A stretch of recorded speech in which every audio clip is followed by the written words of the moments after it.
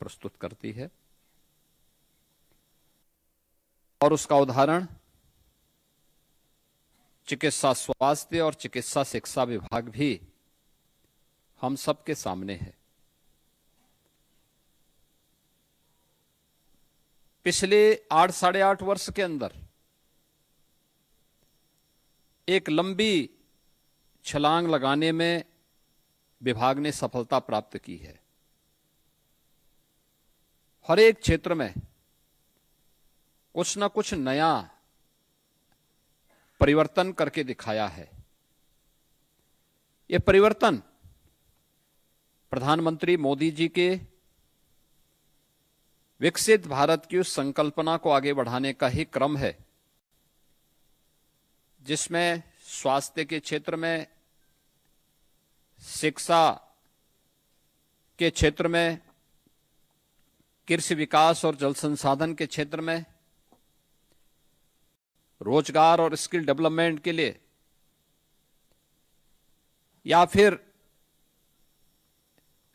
आज के इस नए युग के अनुरूप इमर्जिंग टेक्नोलॉजी को लेकर के कैसे आम जनमानस के जीवन में परिवर्तन लाया जा सकता है, इन सब बातों को लेकर के अगर आप देखेंगे तो स्वास्थ्य भी उस व्यवस्था का एक प्रमुख घटक है। एक स्वस्थ व्यक्ति ही स्वस्थ समाज के निर्माण में योगदान दे सकता है। एक स्वस्थ व्यक्ति ही सशक्त समाज और समर्थ राष्ट्र के निर्माण में अपनी भूमिका का निर्वहन कर सकता है। जब व्यक्ति ही स्वस्थ नहीं तो व्यवस्था कैसे स्वस्थ होगी, और जब व्यवस्था ही अस्वस्थ हो जाएगी तो उसके सारे पिलर अपने आप ही ध्वस्त होते हुए दिखाई देंगे।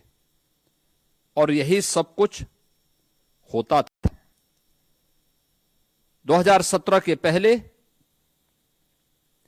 व्यवस्था में यही एक घुन लग चुका था, तो उसे अंदर ही अंदर खोखला किए जा रहा था। उसकी समस्या का समाधान करने के साथ ही उत्तर प्रदेश को उसके अनुरूप बनाने के लिए प्रधानमंत्री मोदी जी ने जो विजन दिया, उनके विजनरी लीडरशिप में उत्तर प्रदेश ने उन सभी मानकों को प्राप्त करते हुए आगे बढ़ने का जो निर्णय लिया, परिणाम है 8 साढ़े 8 वर्ष के अंदर हम लोग 8.5 लाख से ऊपर नौजवानों को उत्तर प्रदेश की सरकारी सेवा में विभिन्न विभागों में, पुलिस में, शिक्षा में, स्वास्थ्य में, इंफ्रास्ट्रक्चर के लिए समर्पित विभागों में, कृषि और जल संसाधन से जुड़े हुए विभागों में सरकारी सेवा में लेने में सफल हुए हैं। एक पारदर्शी और निष्पक्ष भर्ती की प्रक्रिया का परिणाम है कि आज ये प्रक्रिया एक समय से पूरी होती है और समय पे संपन्न भी होती है। अगर मैं केवल पुलिस की ही भर्ती की बात करता हूं, पिछले 8 वर्षों में हम लोगों ने 2,19,000 पुलिस कार्मिकों की भर्ती सफलतापूर्वक की है, जो उत्तर प्रदेश के अंदर अपनी सेवाएं दे रहे हैं। आप सोचो कि 2,19,000 पुलिस की भर्ती केवल इन 8 वर्षों के अंदर संपन्न हुई है, जिसमें से अभी हाल ही में 60,200 से अधिक पुलिस कार्मिकों की भर्ती भी संपन्न हुई। मुझे याद है जब पहली बार हम लोगों ने पुलिस की भर्ती करनी प्रारंभ की थी, जगह खाली थी, लेकिन हम लोगों को ट्रेनिंग करने की समस्याएं खड़ी हुई थी। भर्ती हमने 50,000 की निकाली, भर्ती किए तो हमारे पास ट्रेनिंग सेंटर नहीं थे। हमने जब रिव्यू किया तो पता लगा केवल 3,000 पुलिस कार्मिकों की ट्रेनिंग एक साथ हो सकती है, इससे ज्यादा नहीं।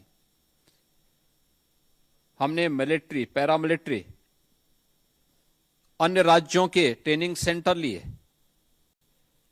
तब किसी प्रकार से उस ट्रेनिंग को हम पूरा कर पाए थे। और इस बार हमने 60,200 पुलिस कार्मिकों की भर्ती की। आरक्षित पुलिस की इस भर्ती में 60,244 भर्ती की प्रक्रिया को संपन्न करने के बाद आज उत्तर प्रदेश के ही ट्रेनिंग सेंटर में सभी नौजवान अपनी ट्रेनिंग ले रहे हैं और बेहतरीन सुविधा हम लोगों ने वहीं पर उनको दे करके उत्तर प्रदेश के अंदर इंफ्रास्ट्रक्चर को इस रूप में आगे बढ़ाया है। कहां 3,000 की ट्रेनिंग नहीं हो पाती थी, आज 60,000 से ज्यादा उत्तर प्रदेश के नौजवान उत्तर प्रदेश में ही ट्रेनिंग ले रहे हैं। भर्ती की प्रक्रिया में भी ऐसे ही होता था। और किस प्रकार की भर्तियां होती थी? हमें बहुत सारी भर्तियों को उस समय सीबीआई को देना पड़ा था। इस समय आप देख रहे होंगे एक व्यक्ति 8-8 जगह में नाम लिखा करके पैसा लिए जा रहा था, वो तो जब जांच में सामने आया तब पता लग रहा है ये कौन लोग हैं। ये वही लोग हैं जो एक परिवार के लोग पैसा लेकर के और ये भर्ती करते थे और उत्तर प्रदेश की जनता को इस प्रकार के लूटते थे, जो लूट आज उस रूप में देखने को मिली। वो भर्ती 2016 की भर्ती है वो, और जांच करवाई थी हम लोगों ने, चल रही है जांच अभी। वो जांच समय पे हो जाएगी तो बहुत सारे ऐसे महाभारत के रिश्ते अब बाकी का जीवन जेल में ही बिताने के लिए मजबूर होंगे, क्योंकि उनके कारनामे ऐसे थे कि वे कारनामे उत्तर प्रदेश को लगातार धरातल की ओर लेके जा रहे थे। विकास की बुलंदियों को छूने की बजाय उसको गर्त की ओर धकेलने में सहायक हो रहे थे, और यही होता था। यह उत्तर प्रदेश जिस पर प्रकृति और परमात्मा की असीम कृपा है, वह उत्तर प्रदेश को बीमारू बना दिया। जब प्रदेशी बीमारू हो गया तो नागरिकों के क्या हाल होते रहे होंगे। पहचान का संकट खड़ा हो गया। नौजवान को नौकरी नहीं, बेटी सुरक्षित नहीं, व्यापारी असहाय रहता था, किसान आत्महत्या करने के लिए मजबूर होता था। यहां पर परंपरागत उद्यम बंदी की कगार की ओर जा रहे थे। चारों ओर अव्यवस्था थी, अराजकता का सा वातावरण था। कोई भी पर्व और त्योहार आता था उससे पहले दंगे शुरू हो जाते थे। पर्व और त्योहार उत्साह और उमंग के लिए होते हैं, सामाजिक सद्भाव के लिए होते हैं, लेकिन उत्तर प्रदेश में उल्टा होता था। लेकिन आज पिछले 8 वर्ष में कोई भी व्यक्ति हो, कोई भी समुदाय हो, कोई भी जनपद हो, पर्व और त्योहार के एक मानक है, एक स्टैंडर्ड है। उस स्टैंडर्ड के अनुसार ही लोग उत्साह और उमंग के साथ उन आयोजनों में भागीदार बनते हैं। देश को आगे बढ़ाने में सफलता प्राप्त की है। ये सफलता तब प्राप्त की है जब उत्तर प्रदेश के नौजवानों को उत्तर प्रदेश के अंदर नौकरी की गारंटी मिली। निष्पक्ष और पारदर्शी तरीके से भर्ती की प्रक्रिया जब संपन्न हुई, तब ये परिणाम हम सबके सामने आते हुए दिखाई दिए। मैं यहां पर जब चिकित्सा शिक्षा और चिकित्सा स्वास्थ्य की बात कर रहा हूं, आपने देखा होगा इसी सभागार में हम लोगों ने इससे पहले स्वास्थ्य विभाग की 1,354 स्टाफ नर्स की भर्ती भी सफलतापूर्वक संपन्न की थी। स्वास्थ्य विभाग के 7,182 एएनएम भी सफलतापूर्वक भर्ती करके उन्हें नियुक्ति पत्र यहीं पे वितरित किया था। 1,102 स्पेशलिस्ट चिकित्सकों की भी भर्ती की प्रक्रिया करने के बाद उन्हें नियुक्ति पत्र वितरण का कार्य भी किया गया। चिकित्सा शिक्षा विभाग के 278 जो एसोसिएट प्रोफेसर्स थे, उनकी भी भर्ती की प्रक्रिया को संपन्न किया। और उत्तर प्रदेश के जो हमारे बड़े बड़े चिकित्सा संस्थान हैं, उनके लिए 2,142 स्टाफ नर्स की भी भर्ती की प्रक्रिया को सफलतापूर्वक अकेले एक विभाग के स्तर पर इतनी भर्ती की प्रक्रिया संपन्न हुई, जिन्हें नियुक्ति पत्र देकर के आज वे उत्तर प्रदेश के विकास में अपना योगदान दे रहे हैं। यही उत्तर प्रदेश है जिसके बारे में डिप्टी सीएम श्री ब्रजेश पाठक जी कह रहे थे कि उत्तर प्रदेश में गवर्नमेंट मेडिकल कॉलेजेस 17, जनपद है 75, आबादी उस समय 20 करोड़, आज वो 25 करोड़ के आसपास, लेकिन मेडिकल कॉलेज 17 थे। आज उत्तर प्रदेश के अंदर सरकारी और निजी क्षेत्र को मिलाकर के देखेंगे तो जो पहले 40 मेडिकल कॉलेजेस थे जिसको बनने में 100 साल से ज्यादा लगे थे, आज उसी उत्तर प्रदेश में हम लोगों ने पिछले 8-8.5 वर्ष में मेडिकल कॉलेजेस की संख्या बढ़ा करके 80 से ऊपर हम पहुंचाने में सफल हुए हैं। और आज 1 डिस्ट्रिक्ट 1 मेडिकल कॉलेज या उत्तर प्रदेश की पहचान बन रही है। मेडिकल कॉलेज बनेगा तो केवल मेडिकल कॉलेज एडमिशन ही नहीं होते हैं, उसमें मेडिकल के प्रोफेसर भी, एसोसिएट प्रोफेसर भी, असिस्टेंट प्रोफेसर भी, उसमें अन्य क्लेरिकल स्टाफ भी, उसमें स्टाफ नर्स भी, फार्मासिस्ट भी, टेक्नीशियंस भी, इन सब की भी भर्ती होती है। इस सभी भर्ती की प्रक्रिया के साथ जोड़ करके उन सबको भी नौकरी दी गई। वह भी उसके साथ उन्हें वहां पर हर एक मेडिकल कॉलेजेस में बड़े पैमाने पे ये सभी पद देने के साथ वहां भर्ती की प्रक्रिया को भी उसी रूप में आगे बढ़ाने का कार्य किया गया। परिणाम है कि आज जनपद स्तर पर लोगों को सुविधाएं मिलनी प्रारंभ हुई। पहले आपको किसी भी हॉस्पिटल में आप जाते थे तो हॉस्पिटल बंद मिलता था, दवा नहीं मिलती थी, डॉक्टर है तो दवा नहीं है, दवा है तो डॉक्टर नहीं है, अगर दवा और डॉक्टर उपलब्ध है तो बिजली नहीं है, कोई सुविधा नहीं मिल पाती थी। आज उत्तर प्रदेश मेडिकल कॉर्पोरेशन के माध्यम से दवाइयां भी उपलब्ध हो रही हैं, तो 5 करोड़ 34 लाख से अधिक परिवारों को, यानी अगर एक परिवार में 5 लोग भी होंगे ना, तब भी आप अनुमान कर लीजिए कि कितनी बड़ी संख्या से लाभान्वित हो रही है। यह आयुष्मान भारत कार्ड की सुविधा से यहां पर उत्तर प्रदेश के अंदर लाभान्वित हो रही है। लगभग 80 लाख से ऊपर लोगों ने आयुष्मान भारत की सुविधा का लाभ अब तक लिया है, जिसके लिए लगभग 3000 करोड़ रुपए से अधिक की राशि उत्तर प्रदेश सरकार ने भारत सरकार के साथ मिलकर के किया है उन गरीबों की बेहतर चिकित्सा सुविधा के लिए।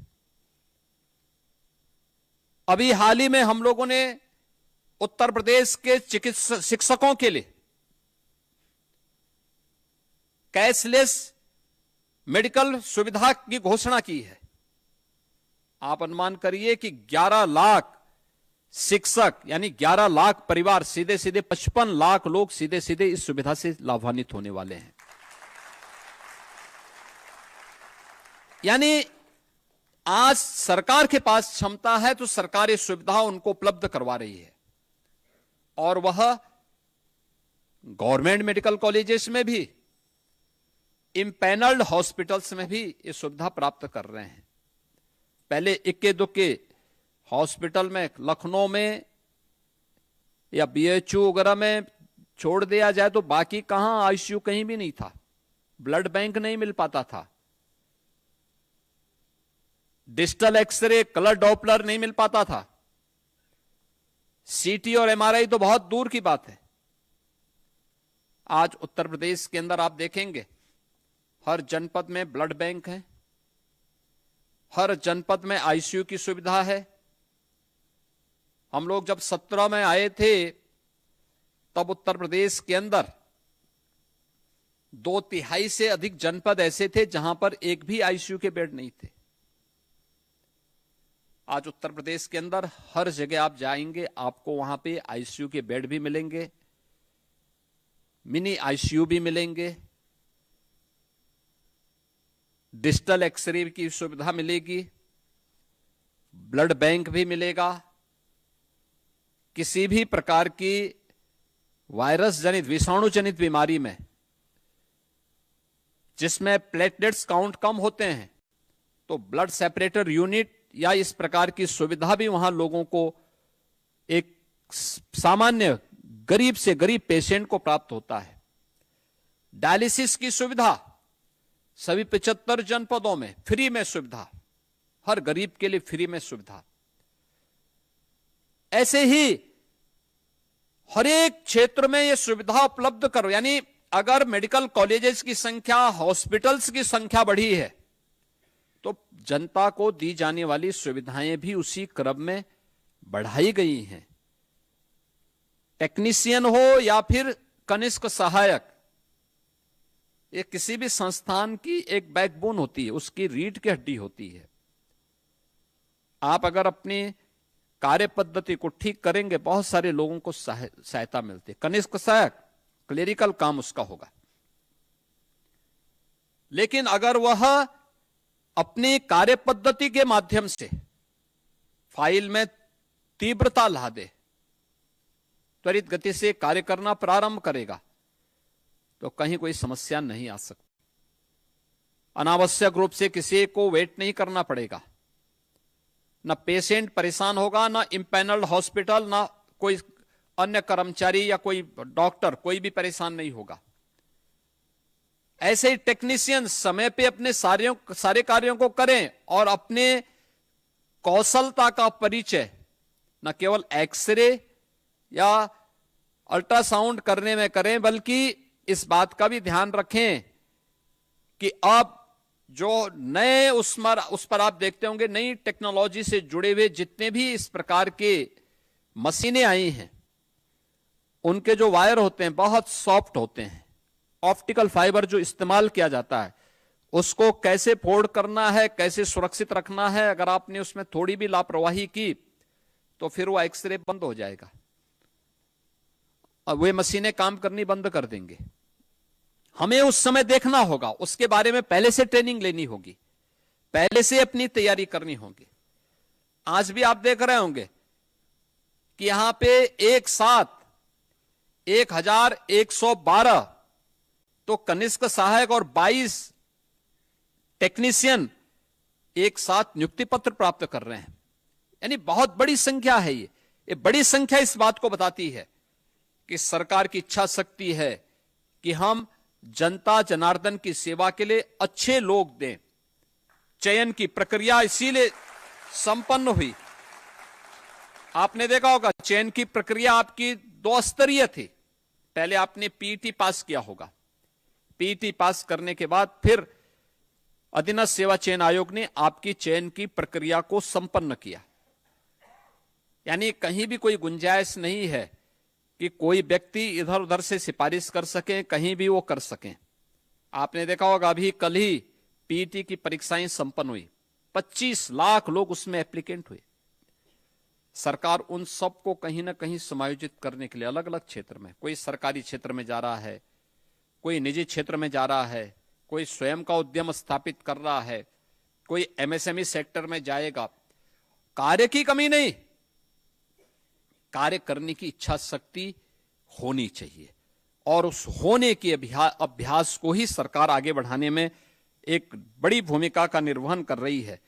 आज हम लोगों ने इस दिशा में जो कार्य प्रारंभ किए, आज उसी का परिणाम है कि प्रदेश के अंदर तेजी के साथ एक तरफ सरकार ने सुविधा उपलब्ध करवाई, तो दूसरी तरफ प्रदेश के अंदर अगर आप देखेंगे मेडिकल कॉलेज बढ़े, तो मेडिकल कॉलेज में छात्रों की संख्या भी उसी रूप में बढ़ाई गई। यानी पहले उत्तर प्रदेश के अंदर एमबीबीएस सीट्स 2017 के पहले 5390 थी, आज ये बढ़कर के हो गई 11850, यानी दोगुने से भी अधिक हो चुकी है। पीजी की सीट्स थी 1344, आज ये बढ़कर के हो गई है 4028। सुपर स्पेशलिटी की जो सीट्स थी वह 120 से बढ़कर के अब 305 हो गई। ये सभी संपन्न करने के साथ साथ जो हमारे गवर्नमेंट मेडिकल कॉलेजेज है उसमें भी 1234 हमने मेडिकल के शिक्षकों की तैनाती वहां पर अतिरिक्त की है। जितनी भी भर्ती की प्रक्रिया हो रही है लगातार हर योग्य व्यक्ति को उसमें समाहित करने और उनको आगे बढ़ाने में भी सरकार तेजी के साथ कार्य कर रही है। परिणाम क्या है? बहुत बार होता क्या है, स्वाभाविक रूप से पहले सुविधा नहीं मिलती थी तो लोग जाते भी नहीं थे। आज जा रहे हैं तो लोगों को बहुत बार होता है कि कुछ लोग ऐसे होते हैं, बहुत सारे लोग हैं भाई जिनके पास कोई काम धंधा नहीं तो कम से कम उसके पास माँ बाप ने एक स्मार्टफोन दे रखा तो दिन भर उसी स्मार्टफोन से कुछ ना कुछ नकारात्मक ही देखता है। अगर वो थोड़ा पॉजिटिव होता ना वो भी कहीं आपकी तरह नौकरी पाया होता, लेकिन वो दिन भर कोई ना कोई जो नकारात्मकता होती तो कहीं का फोटो कहीं पे, कहीं का फोटो कहीं पे लगा करके फिर वो हमेशा कुछ ना कुछ नकारात्मक भरेगा।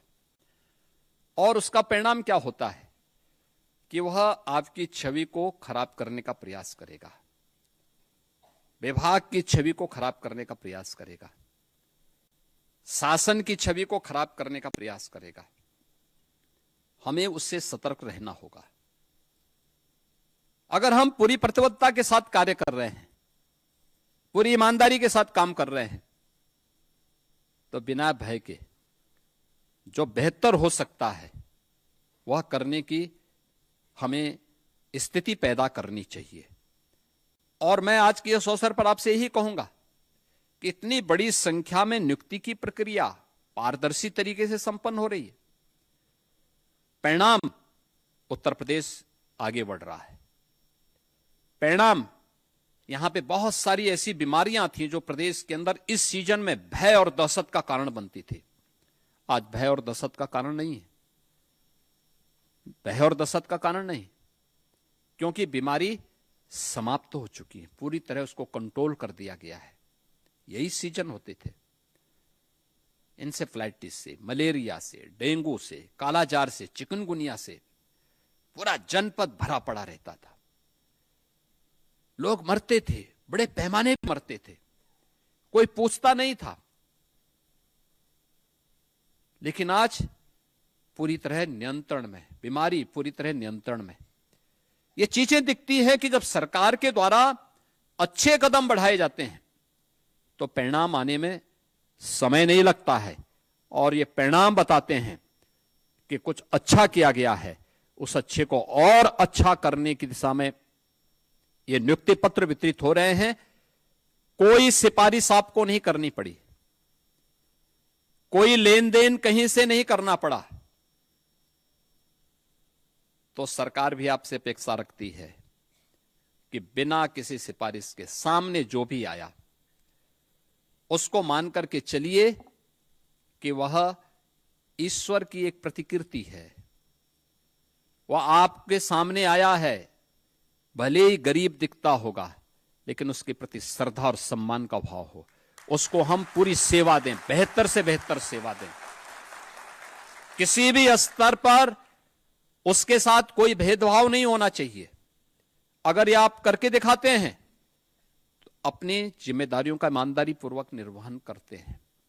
हर नागरिक अगर अपनी अपनी जिम्मेदारियों का निर्वहन करने लग जाएगा, याद करना, भारत को विकसित भारत बनने में, भारत को दुनिया की सबसे बड़ी ताकत बनने में बहुत देर नहीं लगने वाली है। और उसके लिए आप सबको मिलकर के कार्य करना होगा।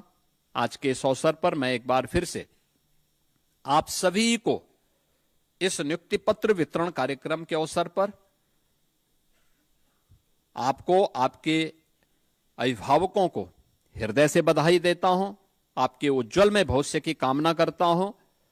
अधीनस्थ सेवा चयन आयोग और चिकित्सा स्वास्थ्य विभाग को नियुक्ति की प्रक्रिया को समयबद्ध तरीके से आगे बढ़ाने के लिए, क्योंकि बहुत सारे लोग थोड़ा उतावले हो रहे थे कि हमें नियुक्ति पत्र नहीं मिल पा रहा है।